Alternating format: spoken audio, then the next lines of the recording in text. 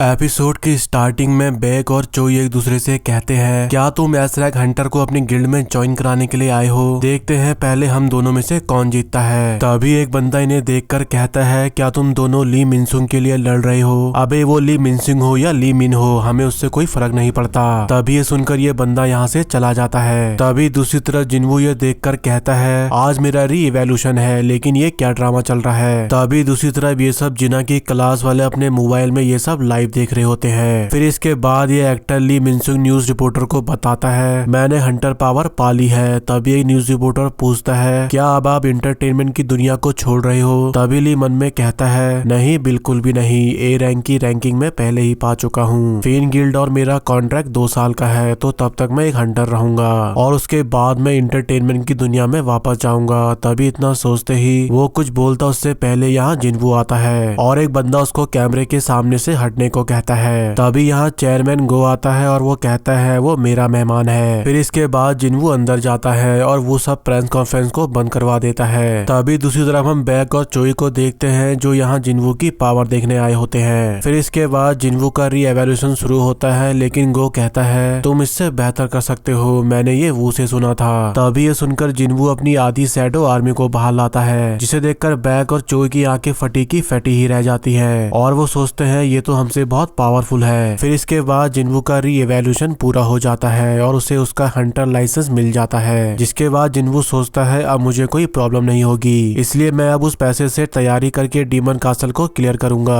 तभी यहाँ पर गो कहता है, अब से तुम एक एस रैंक हंटर हो, मुझे देखना है तुम आगे क्या क्या कमाल दिखाते हो। तभी सुनकर जिन्वू यहाँ से चला जाता है। फिर इसके बाद बैक और चोई बड़े प्यार से बात करके जिन्वू को बधाई देते हैं और उसे अपनी गिल्ड में लाने की कोशिश करते हैं, पर जिन्वू कहता है माफ करना मुझे काम है। और इतना कहते ही जब वो गेट खोलता है तो सब मीडिया वाले उसकी फोटो क्लिक करते हैं और उससे कुछ सवाल पूछते हैं। तभी दूसरी तरफ जिना को भी पता चल जाता है कि उसका भाई अब दुनिया का 10वां एस रैंक हंटर बन गया है और ये बात सुनकर जिन्वू जिनके साथ काम कर रहा था वो लोग और उसके बाकी के सब पुराने साथी ये सब सुनकर बहुत खुश हो रहे होते हैं और दूसरी तरफ ली ये सब देखकर चौंक जाता है। तभी दूसरी तरफ जिनो अपने डैड को बताता है, जिन्वू ने कहा वो ऑर्गेनाइजेशन ज्वाइन नहीं कर सकता, भले ही वो हमारी हो या किसी और की हो। उसने कहा अगर वो ऑर्गेनाइजेशन ज्वाइन करेगा तो वो स्लो हो जाएगा और लास्ट में उसने मुझे बस अपने साथ आने को कहा। तभी उसके डैड कहते हैं ठीक है, तो तुम्हें इसके लिए एक अंजाम भुगतना होगा। तभी दूसरी तरफ बैक जिन्वू से कहता है चलो मैं तुम्हें घर छोड़ देता हूँ। तभी ये सुनकर जिन्वू यहाँ से काफी स्पीड से निकल जाता है, जिसे देखकर बैक और चोई उसकी स्पीड देखकर हैरान हो जाते हैं। फिर इसके बाद जिन्वू फायर अटैक को डिफेंड करने वाला आर्टिफैक्ट खरीदने के लिए चला जाता है। तभी हम इस बंदे को देखते हैं जो उसे न्यू कॉस्ट्यूम और उसके साथ एक रिंग के बारे में बताता है जो उसे दंगन की गर्मी से बचाएगी, लेकिन ये बहुत महंगे होते हैं, इसलिए ये आदमी कहता है अगर तुम ये गिलास तोड़ दोगे तो तुम्हें ये फ्री मिल जाएगा। तभी ये देखकर जिन्वू पावर अप करता है, लेकिन ये बंदा कहता है अरे मैं मजाक कर रहा था। तभी ये सुनकर जिन्वू रुक जाता है और तभी दूसरा बंदा उसको अपने साथ ले जाता है। तभी ये आदमी कहता है उसने तो इसे छुआ तक नहीं, तभी इतना पावरफुल गिलास चटक गया। फिर इसके बाद जिन्वू दूसरा वेपन देखता है जो कि बहुत महंगा होता है, इसलिए वो इस बंदे को अपना वेपन दिखाता है और ये बंदा कहता है इसकी कीमत तो 100 मिलियन होगी। तभी ये सुनकर जिन्वू चौंक जाता है और सोचता है ये तो सिर्फ मैंने 2.8 मिलियन गोल्ड में लिया था, मुझे नहीं पता था ये इतना महंगा होगा, मुझे क्या पता था शॉप की चीज इतनी कमाल की होगी, मुझे शायद इसे बेचने की जरूरत नहीं है। फिर इसके बाद जिन्वू यहाँ पर रेस्ट रूम में बैठने के लिए चला जाता है और दूसरी तरफ बैक समझ जाता है कि जिन्वू ही एक ऐसा अकेला हंटर है जो लेवल अप होते रहता है। फिर इसके बाद जिन्वू की बहन कहती है तुम्हारे टीवी पर आने से मैं परेशान हो रही हूँ, अरे इसमें मेरी कोई गलती नहीं है, वैसे मैं तुम्हें बता दूं मैं एक हफ्ते के लिए फिर से बाहर जा रहा हूँ। तभी इसी दौरान यहाँ जिनो आता है और जिन्वू अपनी बहन से बचने के लिए बहाना बनाते हुए कहता है मैं इसके साथ एक हफ्ते के लिए बाहर जा रहा हूँ। तभी जिनो भी हाँ कर देता है, जिससे उसकी बहन को यकीन हो जाता है। फिर इसके बाद जिन्वू अपनी बहन की सेफ्टी के लिए फैंग के 4 गार्ड बुलाता है। तभी वो देखता है कि वो लोग सिर्फ 3 है, चौथा गार्ड यहाँ पे नहीं है। तभी उसे एक गार्ड से पता चलता है कि उसने चौथे गार्ड को दूर फेंक दिया था, इसलिए वो एक्सटेंशन नहीं हो पाया। तभी इतना पता चलते ही वो इन तीनों को जिनो की सेफ्टी के लिए लगा देता है और फिर इसके बाद वो बाहर जाकर सभी एरिया में अपनी शैडो आर्मी भेजकर हर जगह की पेट्रोलिंग करवाता है, ताकि अगर कोई खतरा हो तो वो उससे लोगों को बचा सके। फिर इसकी अगली मॉर्निंग जिन्हो जिन्वू को छोड़कर चला जाता है, जिसके बाद जिन्वू डीमन कासल क्लियर करने के लिए चला जाता है और फिर तभी इसी दौरान यहाँ पर हम उसे वही रिंग और कॉस्ट्यूम में देखते हैं जो उसने फाइनली अपने लिए खरीद लिया है। फिर इसके बाद जिन्वू को यहाँ पर 2 डीमन सोल और मोनाज बैरन की आत्मा इकट्ठा करने का टास्क मिलता है, जिसके बदले उसे शैडो एक्सचेंज रून स्टोन मिलेगा।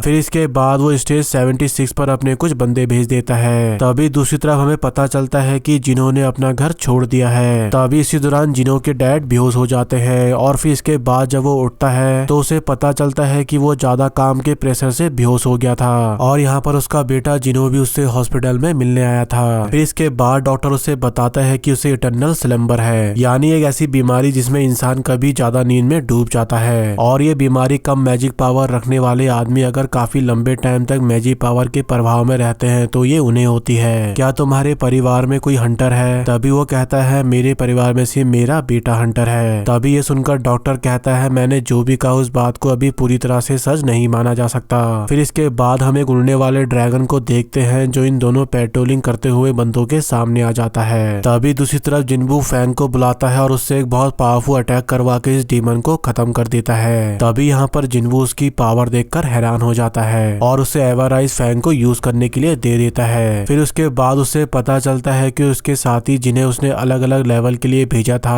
वो लोग अपना काम बढ़िया कर रहे हैं और वो लोग 2 दिन में 80 लेवल तक पहुंच गए हैं। तभी जिन्वू सोचता है लेकिन अब वो धीमे होने लगे हैं। तभी इतना पता चलते ही उसे पता चलता है कि कोई पावरफुल डीमन उसके ऑर्कस को खत्म कर रहा है। तभी ये देखकर वो उस जगह जाने के लिए निकल जाता है। फिर इसके बाद जिन्वू उन लोगों के सामने जाता है जिसे देखकर एक डीमन जिन्वू पर अटैक करने के लिए आगे बढ़ता है और जिन्वू उसके सारे अटैक से बचते हुए उसे एक किक मारता है जिससे वो काफी दूर जाकर गिरता है। तभी ये देखकर उसके साथी जिन्वू पर हमला करते हैं लेकिन जिन्वू उन्हें एक ही झटके में खत्म कर देता है, जिसे देखकर इन डीमन का हेड जिन्वू को आता देखकर डर के मारे पीछे हटने लगता है, जिसे देखकर जिन्वू स्माइल करता है। और इसी के साथ हमारा आज का ये एपिसोड भी यहीं पे एंड होता है। तो दोस्तों अगर वीडियो पसंद आया हो तो वीडियो को लाइक और कमेंट जरूर करना और अगर आप मेरे चैनल पर न्यू हो तो चैनल को सब्सक्राइब और मुझे ऐसे ही सपोर्ट करते रहिए। मिलते हैं नेक्स्ट वीडियो में।